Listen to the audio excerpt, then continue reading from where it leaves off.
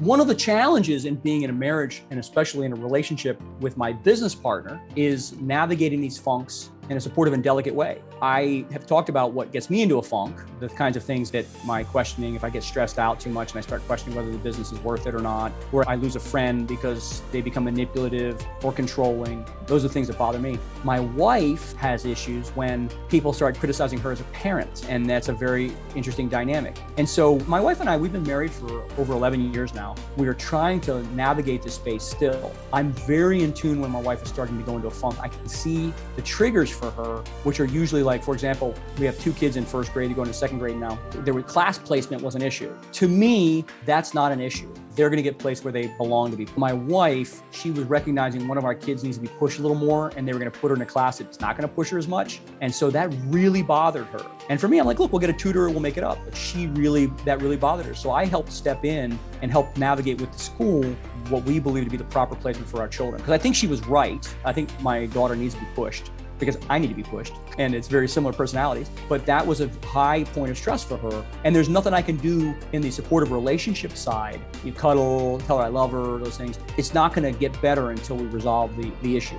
Now, on the other hand, managing some of these things that are funks, we just have to learn each other's triggers and communication and how to help navigate. My wife has done an amazing job helping me navigate these issues where, that people are trying to control us or exercise an outsized influence on us. She picks it up way before I do. She sees it coming and she warns me about it so I prepare myself for it. And so learning to function with no judgment. I still send her cute little memes and things I see online about, there's one I sent the other day about women are the drunk drivers of the information highway. Like, women just like to talk sometimes, and that's hard for men to process. But I've had to learn to condition myself to sometimes just talk and not give solutions and just listen, which is important. And she has to learn, and we've even talked about this last night, there are times when I'm just not going to talk. I process internally, and she doesn't like that because she processes externally. So we have to respect each other's place and not be judgy about that. The other thing that really helps us is we're in a good church with good friends who understand our marital values, and they help reinforce us. So her girlfriends help give her support, and my guy friends help give me the support. And by the way, all of these couples are dealing with exactly the same issues.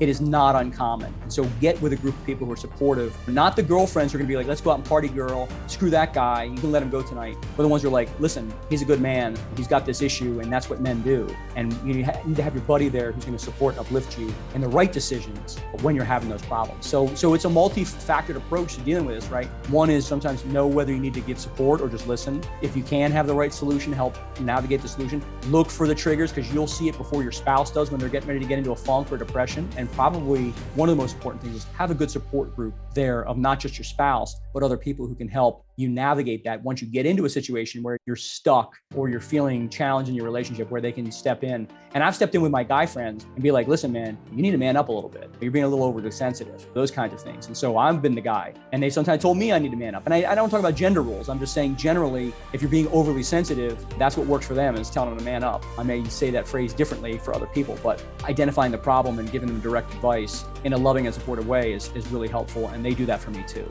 And so we've got to be there for other people when we're dealing with our issues. Sometimes people will talk about the generations to come aren't good at communication. Now, my wife is only 37, she's a millennial, and she's extremely good at conversation. So here's what I believe. When I talk about mindset as it relates to relationships, it's really important. I think life will mirror back to you what you look for.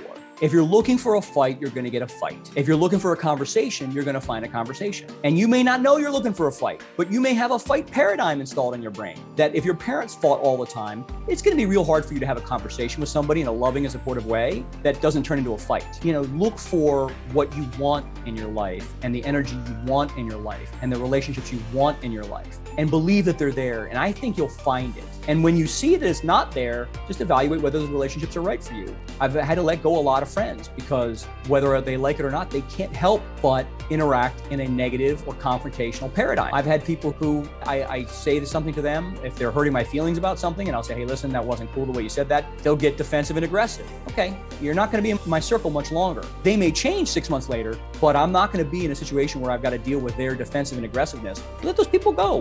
They're on their own path. We don't have to save everybody around us. And so you've got to be selective about who you associate with. But getting back to the original point, look for the best in people, and you'll often find it. And if you can't find the best in people, then it's perhaps best to transition out of that relationship. It's challenging if that's your spouse. I'm not saying you should leave your spouse, because I think you need to work on your marriage. But for the other non-spouse relationships in your life, and if it's family, maybe spend less time with your family if they're being destructive in your mindset, because you've got to guard your mindset. No one else is watching out for your mindset but you. And that's the most important thing. Maintaining a positive mindset is the most important thing for you to be successful in life. And I mean that in the broad sense of the word, not just finances. One of the questions I find that people in relationships often ask is it me or is it them? Who's at fault for this issue? The truth is, it's almost always both of you or both of us.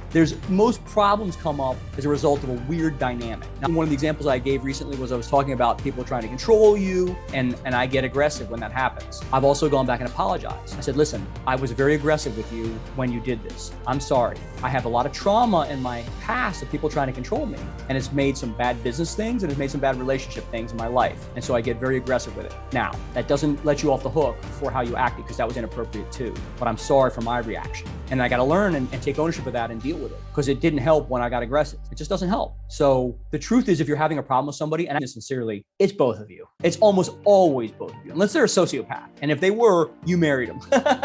That's the thing. We talk about people, and I talk about bad relationships. If you're in a bad relationship, you picked them in the first place and you chose to stay in the relationship. Elephants don't marry giraffes. It's something my wife and I say all the time. So you got those issues. But the truth is that you look at for what you can change. And if you show a genuine attempt to change, most of the time you'll see that your partner will meet you halfway. And if not, then you got to reevaluate if that's a relationship that you want to be in. But more times than not, I talk to people about relationships. I have a kind of a reputation in the church circle about having some pretty good relationship breakthroughs and having transformational relationships, in the sense that I had a really bad relationship before and I have a really good one. And this gets back to can I speak with you directly? People ask me, what do you think about my relationship? I can see exactly what's wrong with the relationship. And usually I'm talking to the guy and I'll be like, here's what you're doing wrong. And the guy will usually say, it's not really that. Yes, it is. Your wife may be doing something wrong, but I can tell you sitting here today, you don't listen. I don't really think it's that. You're not listening to me now. You asked me for my advice. This is my advice, the best advice I can give you, and you won't listen. We've got to develop a sense of introspection. I'm always asking people who I trust, hey, can you give me some feedback? Where do you think I'm failing here? Where do you think I'm wrong in this? And I'm really blessed to have a few people in my life who will speak very directly to me. And I really try and take it in and use it to make myself better. And that's a great habit to develop in people. You've got to be careful of the voices you listen to. I'm not saying go listen to everybody, but the people you trust, the people who have good relationships themselves, will give you valuable advice. And the bottom line is, in most relationships, it's both your fault. So you've got to take that and say, what can I do? And if you acknowledge that your fault in the situation, it goes a long way towards covering over the problem or solving the problem that's the underlying issue. If you want to work with someone who's already been through there, give me a call, follow me on Instagram. We have plenty of content that will help you grow your business. And we look forward to seeing you at the top.